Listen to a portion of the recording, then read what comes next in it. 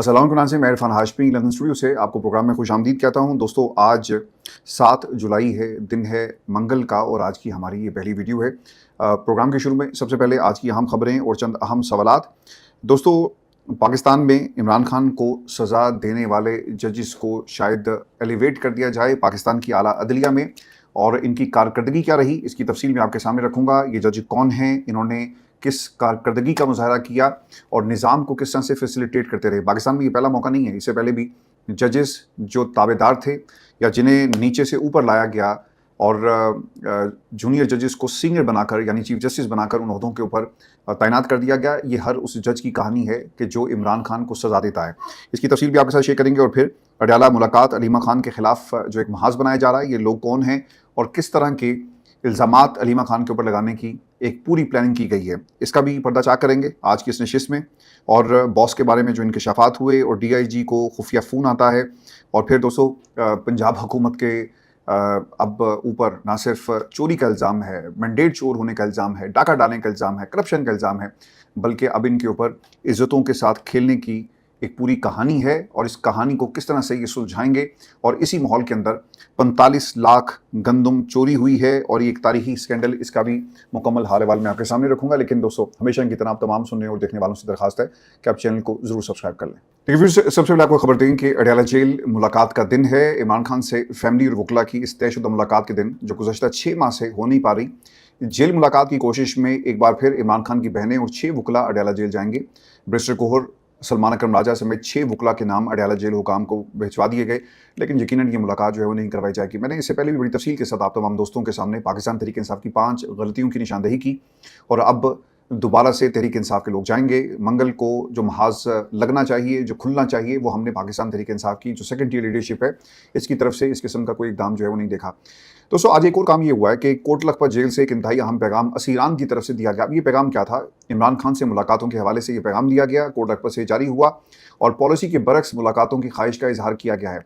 असीरान की तरफ से कहा गया कि हम पाकिस्तान तहरीक इंसाफ के वो सीनियर रहनुमा जो 3 साल से ज़्यादा अरसे से जेल में कैद हैं, अपने लीडर इमरान खान की सेहत के हवाले से शदीद तशवीश का शिकार हैं। हम तमाम रहनुमाओं और उनके अहल खाना से दरख्वास्त करते हैं कि उनसे मुलाकात का कोई भी मौका ज़ाया ना करें। हमें मुत्तहद रहना चाहिए और इस बात को यकीनी बनाना चाहिए कि मुलाकात के लिए जिस भी शख्स का नाम सामने आए, सब इसकी हमायत करें। हम सब के लिए सबसे अहम चीज़ उनकी सेहत है। हम अपोजिशन रहनुमाओं से भी दरख्वास्त करते हैं कि वो इमरान खान से मुलाकात की गैर मामूली कोशिश करें और उनकी खैरियत से मुतल्लिक हक़ाइक़ हम तक और पाकिस्तान के अवाम तक पहुँचाएँ। अपने वकील के ज़रिए ये पैगाम उन्होंने भेजा है। और दोस्तों, लेकिन अलीमा खान ने क्या कहा है ये मैं आपको बता देता हूँ। इससे पहले अली मोहम्मद खान और फवाद चौधरी और वो लोग जो पाकिस्तान तहरीक इंसाफ में या तो निकाले जा चुके हैं या छोड़कर चले गए, या फिर जो लोग कॉम्प्रोमाइज़ हो गए, उनकी तरफ से एक बयानिया ये बनाया जा रहा था कि हालात कोई भी हों और किसी से भी मुलाकात होती है, मुलाकात होनी चाहिए। भाई, मुलाकात करवा दो। इसका मतलब ये हुआ कि जो मुलाकात करवाना चाहते हैं वो बहनों से मुलाकात नहीं करवाना चाहते, वो किसी से मुलाकात करवाकर इस चैप्टर को क्लोज करना चाहते हैं। और जो लोग ये कहते हैं कि किसी से भी मुलाकात हो, वो सिर्फ और सिर्फ फैसिलिटेट कर रहे हैं। अब अलीमा खान ने क्या मौक़िफ़ अपनाया? अलीमा खान ऑब्वियसली अपने भाई की दुश्मन तो नहीं है। आप ये पार्टी के दीगर लोगों के बारे में तो ये कह सकते हैं, अंदाजे भी लगा सकते हैं, लेकिन बहनें कभी भी अपने भाई के खिलाफ नहीं जाएंगी। अलीमा खान ने क्या कहा कि अगर मुलाकात होगी तो सारी बहनों की होगी, वरना नहीं होगी। जबकि इस वक्त अलीमा खान की पॉलिसी से पाकिस्तान तहरीक इंसाफ की तकरीबन अक्सरियत जो पार्टी की आदत है वो ऑफ द रिकॉर्ड जो है इख्तिलाफ करती है और रिकॉर्ड पर कुछ नहीं कहते। सबका मानना है कि किसी न किसी पार्टी के रहनुमा की इमरान खान से ज़रूर मुलाकात होनी चाहिए ताकि उनकी खैरियत का पता चले और जेल से पार्टी के हवाले से कोई पैगाम भी जो है वो जारी किया जाए। अब अलीमा खान कहती हैं कि मुलाकात करेंगी तो तमाम बहनें। हालांकि लास्ट जो मुलाकात हुई थी तो उसमें उन्होंने कह दिया था कि नूरीन न्याजी आई हैं यहाँ पर 2 मरतबा और दोनों दफ़ा आकर उन्होंने कहा कि मैं आ गई हूँ। जो दूसरी तरफ जो बाकायदा तौर पर ऐलान किया गया था नूरीन न्याजी के हवाले से कि इनकी शायद मुलाकात करवा दी जाएगी, लेकिन वो पहुँची और उन्हें इंतज़ार करने का कहा गया, लेकिन उसके बाद किसी किस्म की मुलाकात जो है वो नहीं करवाई गई। दोस्तों, नासिर भट्ट साहब जिन जी एक करैक्टर हुआ करते थे, लंदन से ये मशहूर हुए और फिर जज अरशद मलिक एंड पूरी कहानी आप दोस्तों को मालूम है। अब वो टीवी पर आपको नज़र आते हैं और शायद उनकी ये ड्यूटी है कि आपने पार्टी के मौक़िफ़ को पाकिस्तान की आवाम और टेलीविज़न चैनल के ऊपर जाकर उसे डिफेंड करना है। अब जो चॉइस जिन लोगों की नासिर भट्ट साहब हैं, ऑब्वियसली वो बात भी फिर वैसे ही करेंगे। नासिर भट्ट साहब ये कहते हैं कि सलमान अकरम राजा 4 बंदों का नाम दें, बाकी अडयाला जेल के बाहर कोई ना जाए और जेल SOP फॉलो करे, आपकी इमरान खान से मुलाकात जो करवा दी जाएगी।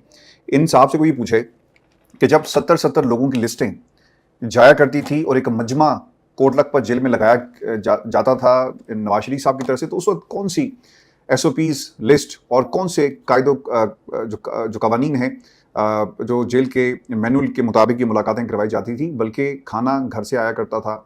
और जेल का मुझे नहीं याद पड़ता कि कोई खबर या कहीं पर किसी ने ताना दिया हो कि जेल के खाने को हमने जो है वो कबूल किया, हमने कैद को कबूल किया और इन्होंने हमारे लिए जो हालात और ज़मीन तंग कर दी।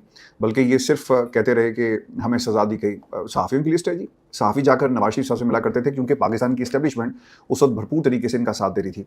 तो अभी एक सिचुएशन ये डेवलप हुई है, तो कोई इनसे ये सवाल करे कि कौन-सी लिस्ट हैं और कौन से जेल मैनुअल की जिन लोगों की ये नुमाइंदगी कर रहे हैं और जिन लोगों के दिन रात ये कसीदे पढ़ते हैं, उनका क्या हाल हो रहा है पाकिस्तान में। हर ज़ुबान के ऊपर इस ख़ानदान के चर्चे। आपने जिसको ज़लील करने की कोशिश की, आपने जिसको रुसवा करने की कोशिश की, अगर मेरा रब नहीं चाहेगा ना तो कोई रुसवा नहीं हो सकता।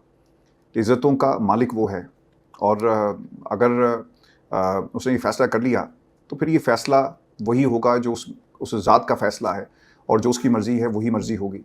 लोगों ने बड़ी कोशिश की, किसी ने कहा कि इमरान खान को हम साबित करें कि वो नशा करता है, लेकिन 3 बरसों में अगर वो नशा वाक़ई किया करता जैसा कि क्लेम किया गया, तो 3 बरसों में तो हालात बदल जाते हैं। एक नशेई जेल में 3 सालों से कैसे सर्वाइव करेगा? या तो आप उसे नशा दे रहे हैं वहाँ पे या फिर जो आपने बातें की वो झूठ है, जो कि यकीनन झूठ थी और इमरान खान ने साबित किया। राना सनाउल्लाह ने भी कहा जी कि हमारा जो अंदाज़ा था उनके बारे में, उन्होंने यकीनन उसे गलत साबित किया और ये झूठ था कि इमरान खान के बारे में जो बातें कही गई। तो पीका लगाए ना उन लोगों के ऊपर जिन्होंने इमरान खान की ज़ात के ऊपर कीचड़ उछाला और जो वो बातें करते रहे। लेकिन दोस्तों, मुल्क के अंदर आप ताकतवर होंगे, आपके पास इक़्तिदार होगा तो आप अपने घर वालों को भी बचा लेंगे और इस वक्त पाकिस्तान में यही काम जो है वो हो रहा है। दोस्तों, जिस खूबसूरती के साथ पाकिस्तान में एक ख़ानदान को बचाने की कोशिश की जा रही है और पूरा निज़ाम ज़ोर लगा रहा है, जहाँ पे भी सहाफ़ी, मीडिया, पाकिस्तान के सियासतदान, वज़रा जो कर सकते हैं वो हाउस ऑफ शरीफ के लिए अपनी खिदमात सरअंजाम दे रहे हैं। वहीं पर एक तबका ऐसा भी है जिन्होंने इमरान खान के ख़िलाफ़ मुकदमात का फ़ैसला किया, फ़ैसले दिए और पाकिस्तान में ताकतवरों की मर्ज़ी से ही तमाम फ़ैसले दिए गए।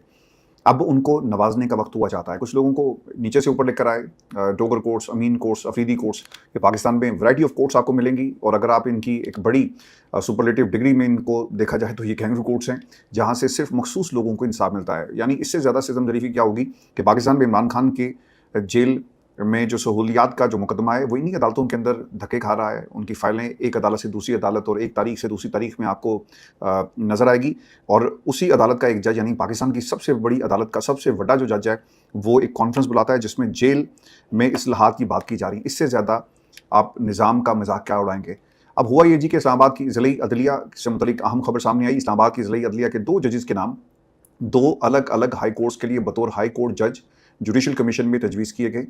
जज शाहरुख अर्जुमंद, स्पेशल जज सेंट्रल इस्लामाबाद में, जो पहले सेशन जज इस्लामाबाद भी रह चुके, उनका नाम इस्लामाबाद हाई कोर्ट के जज के लिए तजवीज़ किया गया है। इसके साथ साथ जज नासिर जावेद राना, जो उस वक्त जब ये खान साहब का केस हुआ ना, तो ये मेरा ख्याल है कि इन्होंने भी अपना किरदार अदा किया और अब इस्लामाबाद वेस्ट में सेशन जज हैं। इनका नाम लाहौर हाई कोर्ट के जज के लिए तजवीज़ किया गया। 21 लोगों का ग़ालिबन नाम है जो कुछ दिनों में फ़ाइनल कर लिया जाएगा। दोनों जजेस ने हाल ही में हाई प्रोफाइल केसेस को सुना और फैसले भी दिए और इसलिए ख़बरों में भी आपको नज़र आ रहे हैं। जनवरी 17 की ये बात है, 2025 को जज नासिर जावेद राना ने 190 मिलियन पाउंड केस के फैसले में इमरान खान और बुशरा बीवी को सज़ाएं सुनाई थी, जबकि 20 दिसंबर 2025 को तोशाखाना 2 केस में जज शाहरुख अर्जुमन ने भी इमरान खान और बुशरा बीबी को सज़ाएं सुनाई थी। ठीक है, ये दोनों जजेस की खिदमात किए हैं। इसके अलावा जुडिशल कमीशन ऑफ पाकिस्तान ने लाहौर हाई कोर्ट में एडिशनल जजेस की तकर्री के लिए अहम इजलास 21 जुलाई 2026 को दोपहर 2 बजे सुप्रीम कोर्ट पाकिस्तान इस्लामाबाद की कॉन्फ्रेंस रूम में तलब कर लिया जी। और इजलास में पहले एक एडिशनल जज की तकर्री की तोसी की जाएगी, जिसके बाद लाहौर हाई कोर्ट में एडिशनल जजेस की 10 खाली असामियों पर तकर्री के लिए 24 उम्मीदवारों के नामों पर गौर किया जाएगा। मैं माज़रत चाहता हूँ, ये किस नहीं थी जी, 10 हैं, 24 नाम हैं जिनके ऊपर गौर किया जाएगा। तो सिस्टम नवाज रहा है, सिस्टम के पास बहुत कुछ है देने के लिए सब कुछ है इसमें। ये है पाकिस्तान और हर शख्स इसको लूट रहा है। दोस्तों, एक और ये तो नवाजने का सिलसिला है ना। मैं जब इस सिनेरियो को डार साहब के केस में रख कर देखता हूँ ना, तो पता ही चलता है कि पुलिस जितने भी आपको ओहदे नज़र आते हैं, इनकी खिदमत है सिस्टम के अंदर रहते हुए। ताकतवरों के लिए पाकिस्तान की इस्टेब्लिशमेंट तो खैर वो जो चाहेंगे वो हो जाएगा, लेकिन सियासतदानों के लिए खिदमत है, तो उस खिदमत के सिले में इनको बहुत कुछ दिया जाता है। दोस्तों, बॉस का साकिब चिद्दर से क्या ताल्लुक है? गैर मुल्की खवातीन के अगवा और ज्यादती के मुकदमे में मुलविस मुलजिम वहीद उर्फ बॉस इसी गुड्डा निकालने वाले गैंग का हिस्सा निकला, जिसका हिस्सा लीगी MPA साकिब चिद्दर थे। साकिब और वहीद दोनों का ताल्लुक डॉक्टर फवाद मुमताज़ से था। फवाद मुमताज़ पाकिस्तान में गैर कानूनी तौर पर लिवर ट्रांसप्लांट के मुताबिक मुकदमात में मुलजिम और मुजरिम मुजरिम हैं, जबकि साकिब ने कहा कि वो इस शख्स यानी वहीद को बिल्कुल नहीं जानते, बल्कि उनका नाम भी पहली बार सुन रहे हैं। साकिब का मानना है कि वो वहीद के गिरोह से भी वाकिफ नहीं, लिहाजा उन्हें इस सिलसिले में किसी तौर पर मंसूब करने से गुरेज किया जाए। डीआईजी फैसल कामरान को अब किसका फ़ोन आया ये भी मैं आपको बता देता हूँ। और सहाफ़ी इमरान शफ़क़त क्या कह रहे हैं, ये उनका दावा है जी। अब उनका दावा क्यों इस वक्त आपको सोशल मीडिया के ऊपर उनके वीलॉग्स जो हैं उसमें ये किया जा रहा है, क्योंकि इनका ताल्लुक उस ग्रोह के साथ था, उस कबीले से था, जहाँ पर वो हमेशा पाकिस्तान मुस्लिम लीग नून की हमायत करते हुए हमें नजर आए, और सहाफ़त उनकी मुस्लिम लीग नून की हमायत और पाकिस्तान तहरीक इंसाफ के खिलाफ नजर आई। सहाफ़ी जब किसी कबीले से ताल्लुक रखता है ना, तो फिर क्या हालात पैदा होते हैं, ये हालात पैदा होते हैं कि आज शफ़क़त साहब जो हैं, इमरान शफ़क़त साहब जो बात कर रहे हैं, नून लीग वाले उन्हें बुरा भला कह रहे हैं, और दूसरी तरफ से लोग इनकी बातों को शेयर करेंगे। भाईजान आपके अपने घर से अब हमें ये इन्फॉर्मेशन या खबर आ रही है, तो हम इसके ऊपर क्यों इतबार ना करें। फैसल कामरान साहब प्रेस कॉन्फ्रेंस छोड़कर गुस्से से बाहर निकले, तो फिर उनका फ़ोन आया, जिन्होंने ग्रेड 19 के होते हुए ग्रेड 20 की पोजीशन दे रखी है, और कहा कि जाएं और प्रेस कॉन्फ्रेंस करें। जब सहाफ़ियों को बतौर मेहमान बुलाया गया तो इज्जत करनी चाहिए थी। फैसल कामरान साहब तो डाइस पर खड़े होकर ऐसे बात कर रहे थे जैसे बतौर पुलिस ऑफिसर प्रेस कॉन्फ्रेंस नहीं, बल्कि वज़ारत ख़ारजा की प्रेस ब्रीफिंग को। ये उनके अल्फाज थे। वो मज़ीद ये भी कहते हैं कि फैसल कामरान साहब मरीम नवाज़ साहिबा को अपनी आपी बोलते हैं, हालांकि सरकारी ऑफिसर को मैडम चीफ मिनिस्टर कहना चाहिए। असल ताल्लुक ज़ीशान साहब यानी पुलिस ऑफिसर का नवाज शरीफ साहब से है, और फैसल कामरान उनके जूनियर थे और फर्माबरदार थे। नवाज शरीफ को फर्माबरदार लोग बहुत अच्छे लगते हैं, ये तो खैर मैंने भी देखा है। जो फर्माबरदार है वो करीब है, जो फर्माबरदार नहीं है वो दूर है, और जो फर्माबरदार हो गया वो बहुत करीब हो गया, और फिर बरक़ात नवाज शरीफ साहब की आपको 400 नजर आएंगी। राणा साहब क्या कहते हैं जी कि ये अगवा और ख़वातीन से मुतल्लिक संगीन केस है, लेकिन कुछ लोग बिला वजह इसे इसहाक डार से जोड़ने की कोशिश कर रहे हैं। ये वही कल्ट मेंटेलिटी है जो सियासी अनाद में हक़ाइक़ को नज़रअंदाज कर देती है। असल मामला ये है कि मुलज़िम गिरफ्तार हो, मेरिट पर तफ्तीश हो, और मुतासर ख़ानदान को बयान के मुताबिक तमाम मुलविस अफराद को कानून के कटहरे में लाया जाए।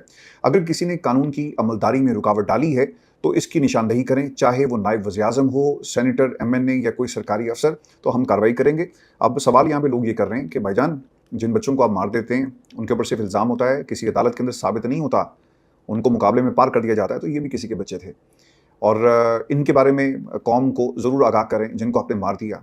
जब आपकी अपने बच्चों के बारे में बात आई तो आप मुकम्मल खामोश होके और मेरिट पर बात करने को आप तरजीह देते हैं। अब ये नॉन इशू ही है, ये राणा साहब कह रहे हैं, और ये इशू असल जो इशू है वो मुकदमा है, इसकी तफ्तीश है और मुलजिम का गिरफ्तार होना है। लेकिन मुलजिम का हसब नसब, इसका ख़ानदान, बरादरी, भाई या वालिद कौन है, ये नॉन इशू है। कानून इन चीज़ों से कोई सरोकार नहीं रखता, और किसी मुलजिम को सिर्फ इस बुनियाद पर चार्जशीट नहीं किया जा सकता कि फ़लाँ का भांजा, भतीजा या बेटा है। देखिए राणा साहब, किसी ने उसे पकड़ कर उस बच्चे को जो आपके सियासी जो कायदे हैं उनके ख़ानदान से ताल्लुक़ रखता है, किसी ने पकड़ कर उसके ऊपर ये मुकदमा नहीं डाला, बल्कि वो खुद पकड़ा गया। अगर वो शख्स वहाँ से ना भागता जिसकी गाड़ी के साथ एक्सीडेंट हुआ और जो लोग इसके अंदर मुलविस थे, तो यकीनन ये केस दब जाता। पुलिस वालों ने कभी भी इसको सामने आने ही नहीं देना था, और 3-4 लोगों को उन्होंने पकड़ना था जिनको भड़का दिया जाता, और इंटरनेशनल खबर बनी थी कि पाकिस्तान ने देखें जी फिल-फौर इंसाफ मुहैया किया, और लोगों को जो इसमें मुलविस थे वो अपने कैफे किरदार तक पहुँच गए। और फिर कहानी सुनाई जानी थी कि एक बहुत बड़ा गैंग था, और गैंग के सरगना इन्होंने 3-4 बंदे पकड़ने थे, उनको मारकर जो है सारा मुद्दा उन पर डालना था और कहानी खत्म हो जानी थी। देखिए अल्लाह ताला, ये दुनिया जो गुंबद की आवाज़ है, आपने इतने मासूमों की आह ली, ये तो मुमकिन नहीं है ना कि जो 1000 बंदा आपने मार दिया उनमें से कोई एक भी बेगुनाह नहीं होगा, ये कैसे मुमकिन है। और फिर दूसरी बात, 1000 बंदा अगर आपने मारा, किस इख्तियार के तहत? दुनिया का कोई कानून आपको इस बात की इजाज़त नहीं देता कि आप किसी से उसकी जान ले लें, क्योंकि आपका प्रोसिक्यूशन का निज़ाम बहुत गंदा है, बहुत कमज़ोर है। आप कहते हैं कि जनाब गंदगी साफ़ होनी चाहिए, गंदगी साफ़ करने से की जाती है। गंदगी लोगों को मारने से साफ़ नहीं होती, बल्कि आप अपने दामन में गुनाहों को समेट रहे हैं। दोस्तों, ये हुकूमत जिसको बहुत यकीन है अपने होने का और अपने ना ख़त्म होने का, और यकीन है कि इनकी हुकूमत सदा रहेगी, और एक के बाद दूसरा आएगा, दूसरे के बाद तीसरा आएगा, एक नस्ल जाएगी, दूसरी नस्ल तैयार है, और ये ट्रांजिशन इसी तरह स्मूथली होगा। नवाज शरीफ साहब ने बड़े प्लान बनाए, लेकिन एक प्लान आपका है, एक कुदरत का प्लान है, वो प्लान वही होगा कामयाब जो मेरे रब का है। अब एक और स्कैंडल जिनका सामने आ गया, पहले अरबों की करप्शन का स्कैंडल आया, गंदम का स्कैंडल आया, चीनी का स्कैंडल आया, अब एक और स्कैंडल है जी। और ये स्कैंडल कौन सा, इसे भी सुन लें क्या है।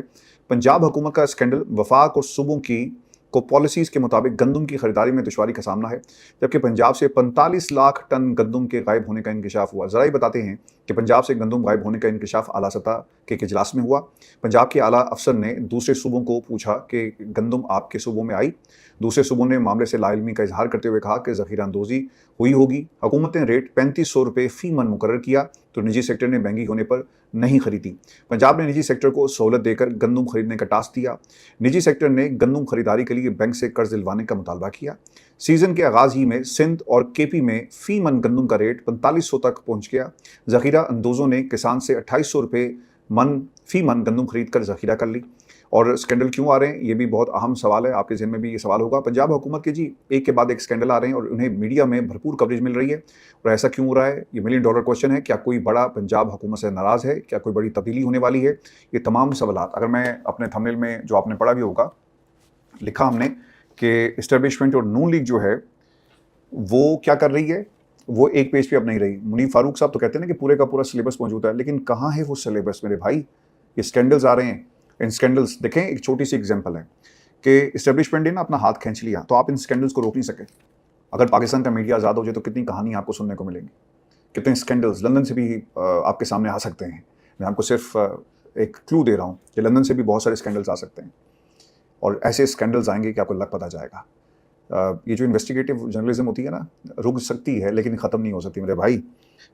मसलहतन वक्त के साथ साथ काम जारी रहेगा, और वक्त आने पर ऐसे ऐसे स्कैंडल्स आपके सामने रहेंगे कि अकल दंग रह जाएगी कि ये ख़ानदान क्या करता रहा।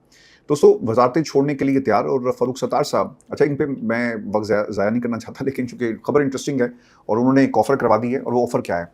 फ़ारूक सत्तार साहब ये कहते हैं कि मैं तो कहता हूं कि हमें गवर्नर सिंध का ओहदा वापस दे दें और हमसे दोनों वफाकी वजारतें आप वापस ले लें। इससे पहले उन्होंने धमकी दी थी कि गवर्नरशिप वापस करें, बल्दियाती निज़ाम बेहतर करें, कराची को वफाक का हिस्सा बनाए, वरना वो हुकूमत छोड़ देंगे। शहबाज शरीफ को उन्होंने आखिरी वार्निंग दी थी और उन्होंने कहा था कि अगर ये मामला हल ना हुए तो फिर आप इंतज़ार करें, हम आपको जाता हुआ ये निज़ाम दिखाएंगे। लेकिन खैर, निज़ाम कैसे जाएगा वो आपके सामने। और दोस्तों, कोर कमांडर कॉन्फ्रेंस का एलामिया जारी किया गया और फील्ड मार्शल की सदारत कोर कमांडर कॉन्फ्रेंस हुई है जी। एलामिया में एक तो कश्मीर का मामला उठाया गया, क्योंकि कश्मीर के अंदर इस वक्त हालात ख़राब हैं और एक ऑपरेशन किया जा रहा है। बरतानिया के अंदर एक कश्मीर मार्च हुआ है। इससे पहले भी हमने ट्रफेलगर स्क्वायर से इस मार्च को रिपोर्ट भी किया। वो तमाम जो विजुअल्स है वो आप तमाम दोस्तों से हमने शेयर भी की। तो एक बड़ा एहतजाज हुआ है पाकिस्तान के अंदर। जो लोग सरपरस्ती कर रहे हैं ऑब्वियसली इस पूरे मामले की, सोचना ही चाहिए कि कश्मीर एक सेंसिटिव एरिया है, हमारा इसके ऊपर एक मौक़िफ़ है और भारत इसके ऊपर सियासत कर रहा है, और जो लोग इसके अंदर मुलविस हैं ऑब्वियसली उनके खिलाफ कार्रवाई होनी चाहिए, लेकिन कश्मीरियों को उनका हक़ मिलना चाहिए। कश्मीर का मामला ताकत के ज़ोर पर आप हल नहीं कर सकते, और आपको लोगों के साथ बैठकर मामलात को हल करना पड़ेगा, क्योंकि अब इलेक्शन की बात तो हो रही है। आपने उस दिन देख लिया होगा कि राजा फ़ारूक हैदर के साथ क्या हुआ, तो नून लीग शायद कंपेन भी ना कर सके। लोगों के अंदर बहुत ज़्यादा गम गुस्सा जो पाया जाता है।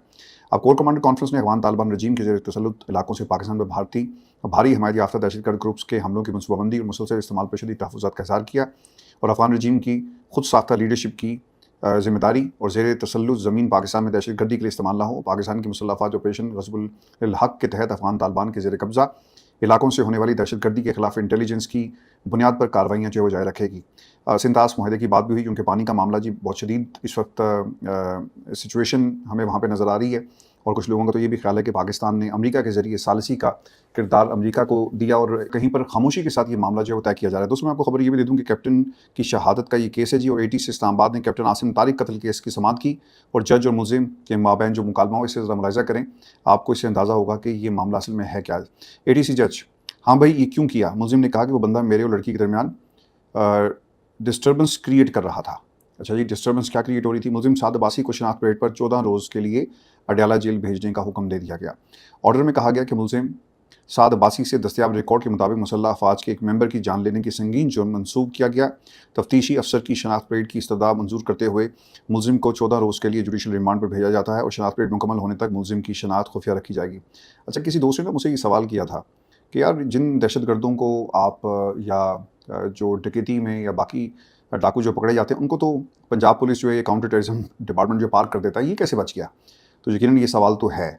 और एक शख्स जिसका ताल्लुक़ फ़ौज के साथ था, और जिन हालात में उसको मार दिया गया, और जिस तरह ढिठाई के साथ वो अपने इस गुनाह को तस्लीम कर रहा है, उसके बाद ये मामला उस तरफ क्यों नहीं गया? देखें, जंगल का कानून है ना, कोई गिरफ्त में आ गया तो आप बार बार 1000 लोगों को मार दें, और जो गिरफ्त में नहीं आएगा और रियासत उसे तहफ़्फ़ुज़ फराहम करती है। पाकिस्तान के अंदर ये उन रियासतों की बात है जहाँ पर कोई कानून नाम की चीज़ हो, जहाँ पे जंगल का कानून हो, वहाँ पे कुछ भी हो सकता है।